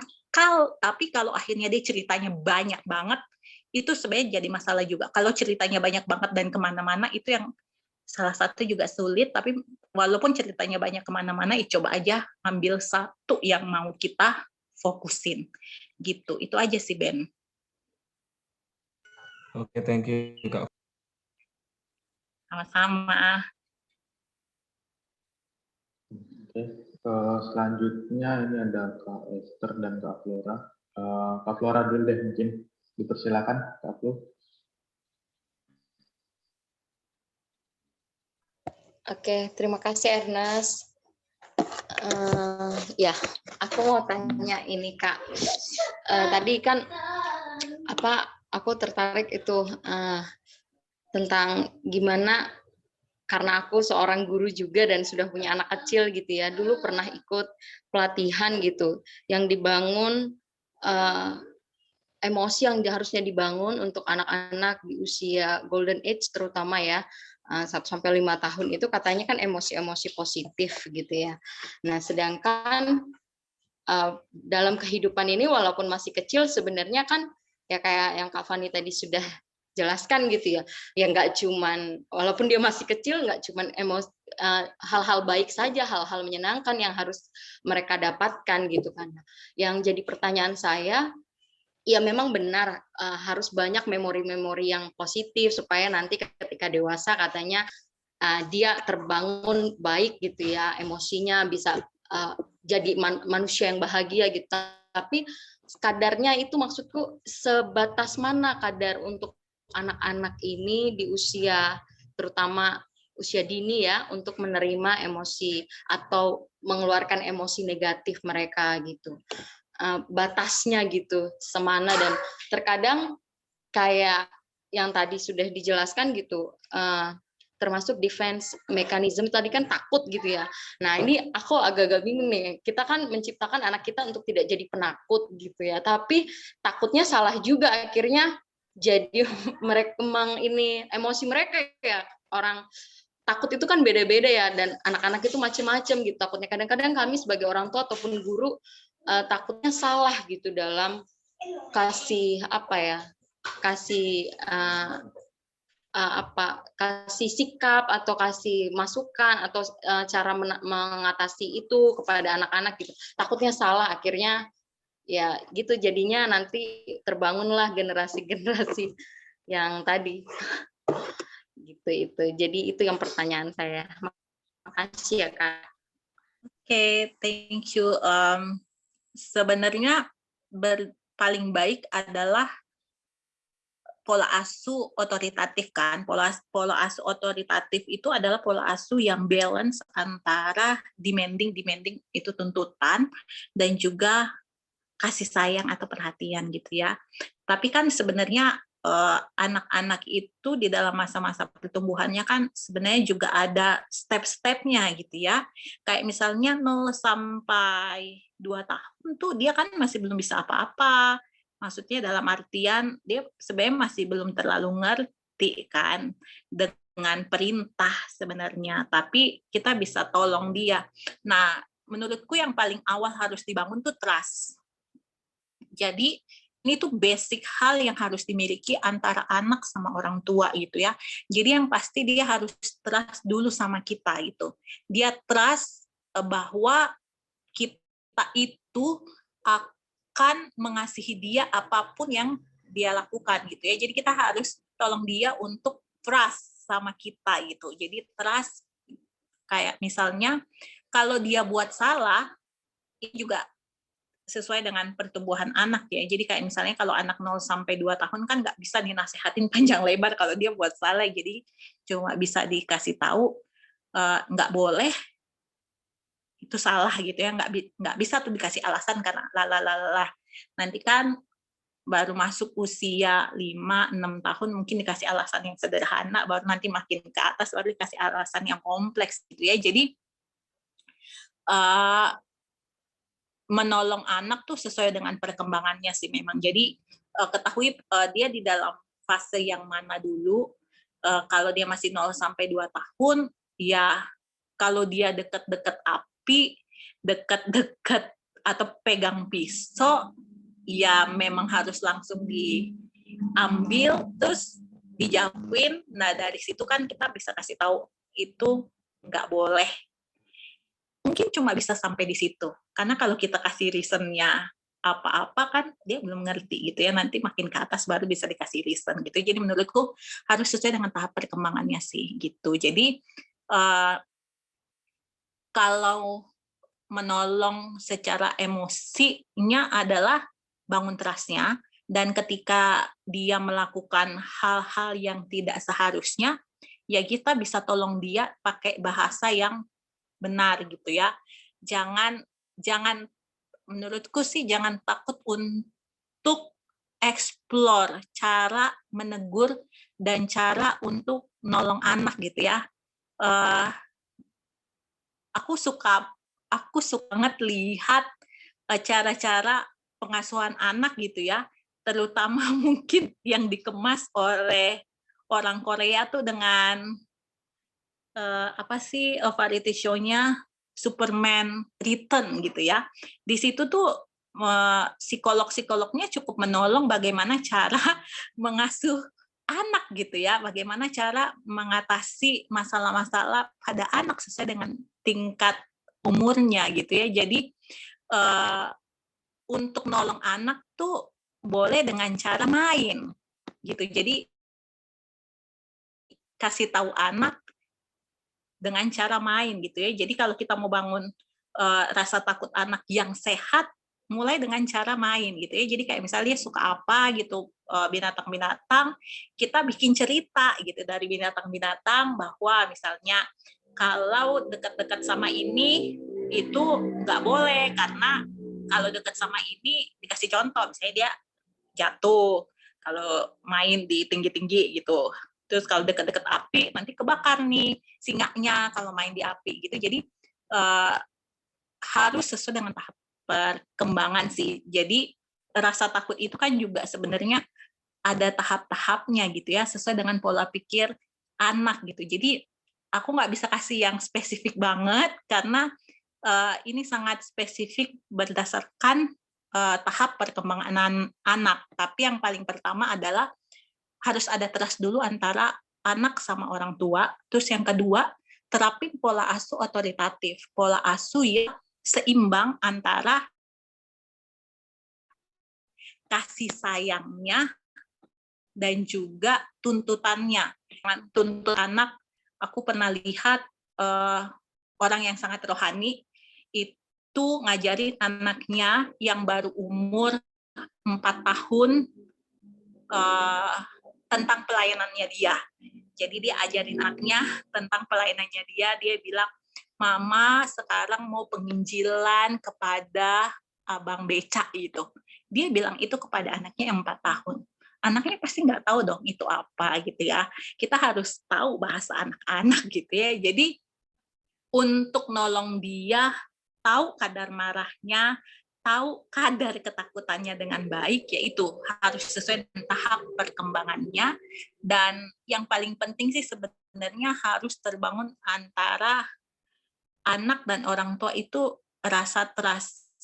Jangan biarin si anak kita itu tuh bertumbuh sendiri gitu, tapi biarkan anak kita itu bisa dekat sama kita sehingga apapun emosi yang dia rasakan, dia tuh mau cerita sama kita. Nah, ketika itu kita bisa nolong dia untuk kasih tahu apakah emosi dia ini tepat atau enggak, apakah rasa takut dia ini di dalam usianya dia tuh tepat apa enggak, ataukah sebenarnya udah salah nih emosi yang ini.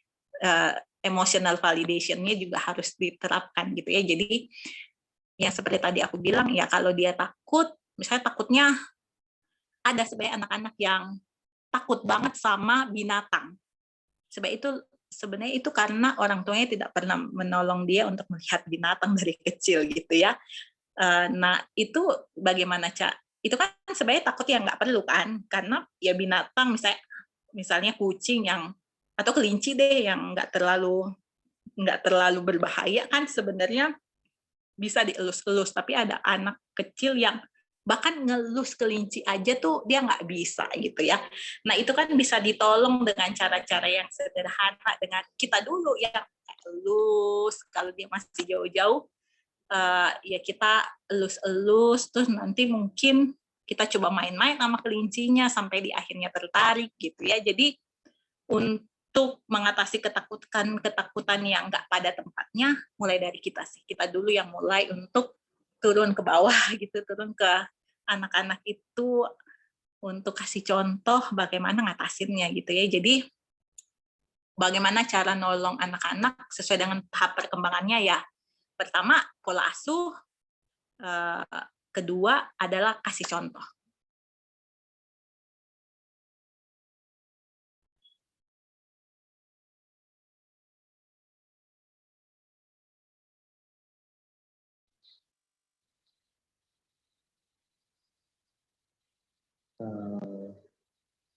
Bagaimana Kak Flu? Cukup dengan jawaban dari Kak Fani?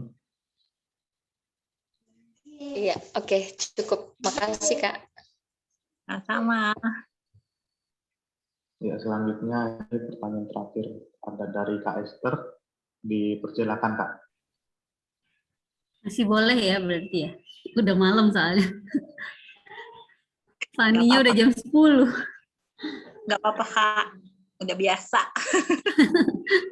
Iya, mau tanya ini sih Van, soal emotional validation itu. Nah, itu bisa nggak diberlakukan ke diri sendiri? Gitu.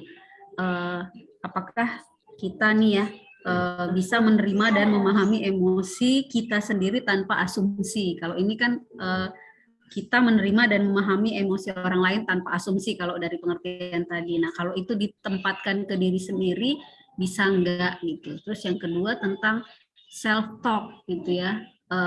Kalau melihat orang-orang bertanding gitu ya, wah gagal gitu, dia gagal, misalnya badminton lah ya yang sering ditonton, gagal servis atau apa smash gitu ya.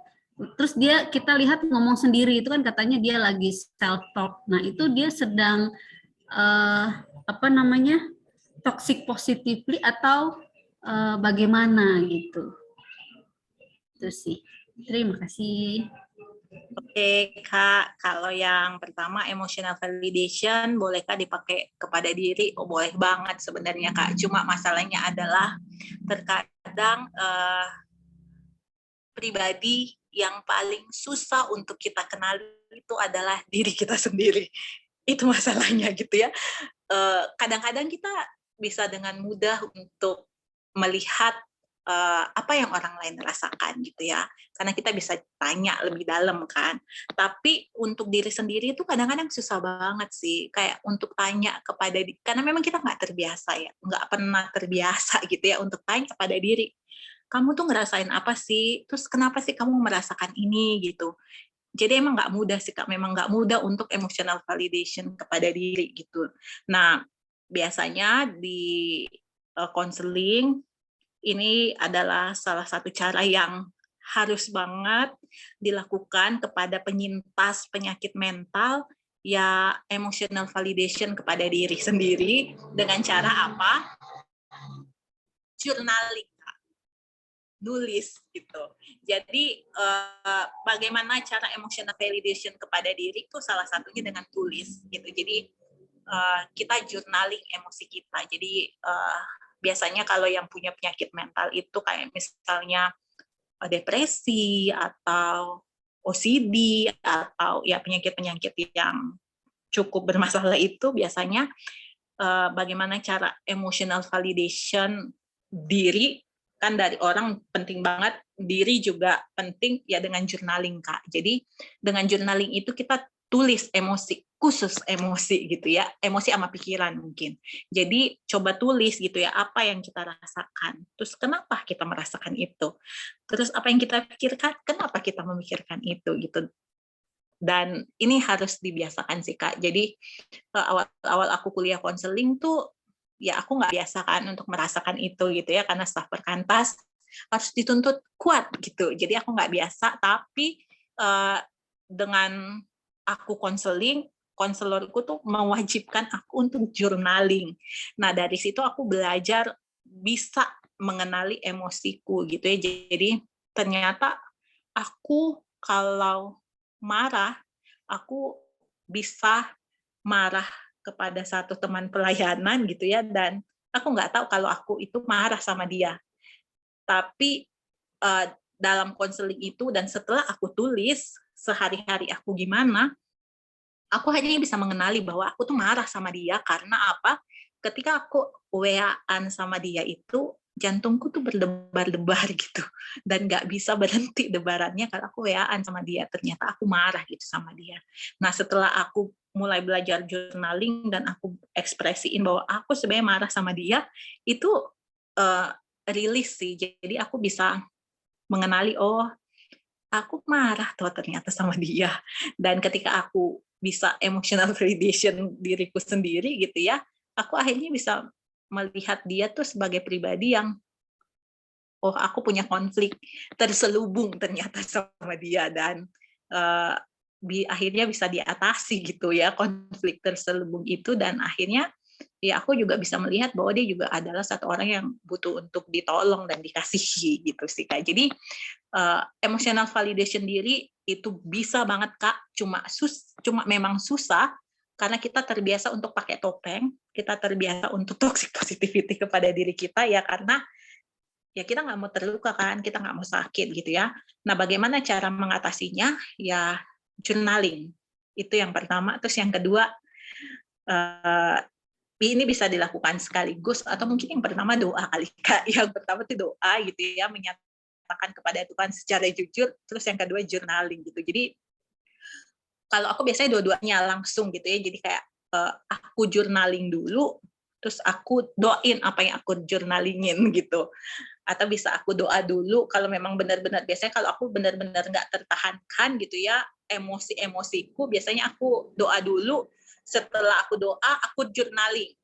Tapi kalau masih agak bisa, aku journaling dulu baru aku doain gitu.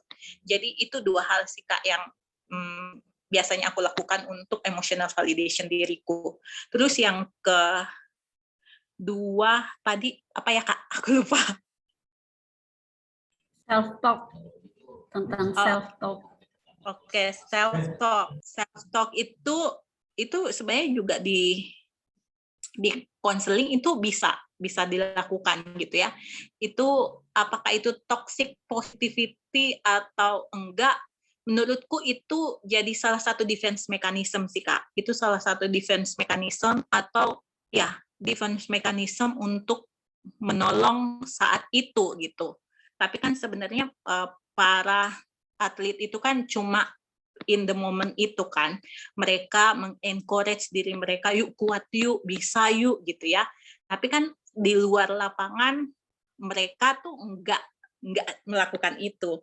Kalau di luar lapangan mereka juga melakukan itu jadi toxic positivity. Tapi kalau di dalam satu kondisi tertentu mereka melakukan itu, ya itu bukan toxic positivity. Tapi kalau itu terus-menerus mereka lakukan dalam kehidupan mereka, itu jadi toxic positivity.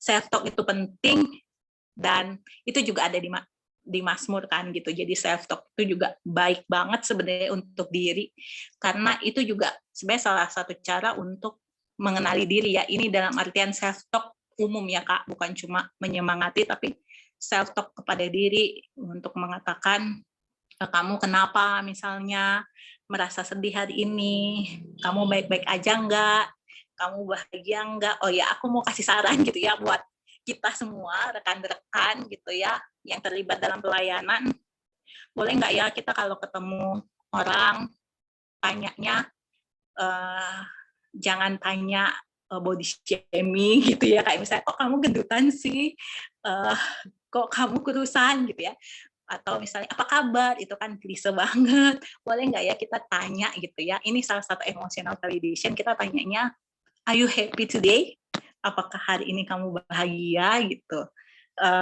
Selama hidupku aku belum pernah ditanyain itu, aku baru ditanyain itu satu kali sama Pak Yakub Susabda ketika aku sudah lulus dan aku balik lagi ke Perkantas dan aku lagi ngurus ijazah ke kampus gitu ya.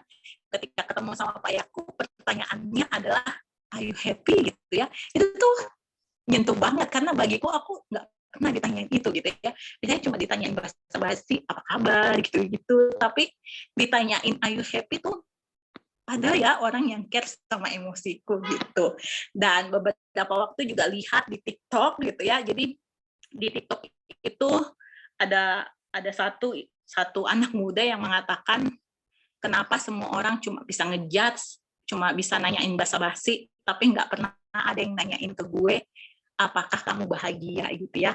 Mari ya sekarang tuh kita kalau bertanya jangan cuma basa-basi apa kabar, tapi mungkin bisa tanyanya apakah kamu bahagia hari ini gitu. Ya mungkin dia akan jawab basa-basi aja, tapi setidaknya kita udah punya budaya untuk mencoba explore emosi, bukan cuma sekedar tanya keadaan. Itu sih, Kak. Makasih, Fani. Sama-sama, Kak.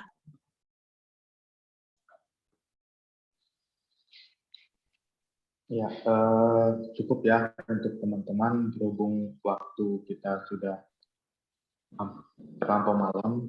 Jadi untuk sesi tanya jawabnya ditutup. Saat ini